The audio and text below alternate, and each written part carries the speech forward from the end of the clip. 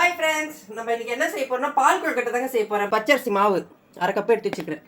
அரை முடி தேங்காய் வச்சிருக்கிறேன். ஒரு கட்டி வெல்லம் வச்சிருக்கேன். 3 ஏலக்காய் வச்சிருக்கேன். உப்பு போட்டு தண்ணி கொதிக்க வைக்கலாம்.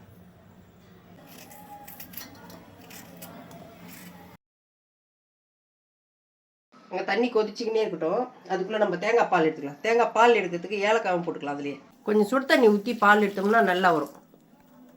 ஏன் சுடு தண்ணி ஊற்றி எடுக்கணும்னா பால் எல்லாம் க்ளீனாக வந்துடும், சுத்தமாக வந்துடும். ஒரே வாட்டி எடுத்தால் போதும்.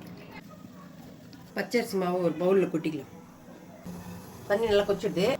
நம்ம இதுக்கு மாவுக்கு உப்பு போட்டல, ஏன்னா நம்ம தண்ணியில் உப்பு போட்டுக்கிறோம். கொஞ்சம் கொஞ்சமாக தண்ணி விட்டு கிளறிக்கலாம். மாவு கிளறிக்கலாம். இந்த பதத்துக்கு பிசைஞ்சா போதும். இது மாவு பிசைஞ்சோம். இது அப்படியே இருக்கட்டும் கொஞ்ச நேரம்.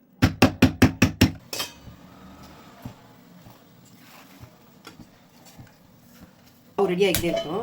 அதுக்குள்ளே நம்ம இங்கே தண்ணி ஊற்றி கொதிக்க வைக்கலாம். வெல்லம் பாவு ரெடி ஆகிக்குது. இங்கே வந்து தண்ணி கொதிச்சுங்குது. அதுக்குள்ளே நம்ம வந்து கொழுக்கட்டைக்கு ரெடி பண்ணிக்கலாம். 10 நிமிஷம் தான் இது செய்யறதுக்கு. 10 நிமிஷம் போதும். கொழுக்கட்டெலாம் பிடிச்சி எடுத்துன்னு வந்துட்டோம். என் பையன் அந்த அம்மா என்னம்மா பண்ணுறீங்கன்னு கேட்டான். நான் கொழுக்கட்டை செய்கிறேன்ப்பா, பால் கொழுக்கட்டை செய்கிறேம்மான்னு. அம்மா நான் ஒன்று செய்கிறேமான்னு சொல்லிட்டு 2 ஹார்ட்டுங்க.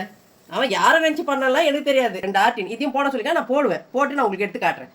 தண்ணி கொதிச்சுங்குது. இந்த மாதிரி பிள்ளைங்க உங்க வீட்டில் இருக்காங்களான்னு சொல்லுங்க. என் பையன் இந்த மாதிரிலாம் டிஃப்ரெண்டாக பண்ணுவான் எல்லாம். தண்ணிக்காக கொஞ்சம் ஒரே சீட்டுக்கு உப்பு போட்டுக்கலாம்.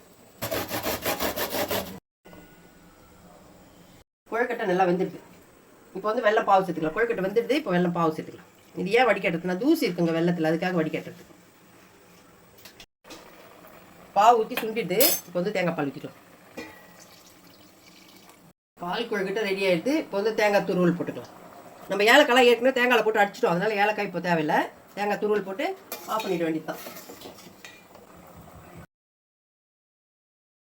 பால் கொழுக்கட்டை சூப்பராக ரெடி ஆயிடுச்சுங்க. இதே போல் நீங்களும் ட்ரை பண்ணி பாருங்கள். ரொம்ப சிம்பிளுங்க. 10 நிமிஷத்தில் செஞ்சிடலாம் இந்த வேலையை. இந்த வீடியோ பிடிச்சிருந்தா லைக் பண்ணுங்கள். புதுசாக யாராவது வீடியோ பார்க்குறவங்க தான் சப்ஸ்கிரைப் பண்ணி சப்போர்ட் பண்ணுங்கள்.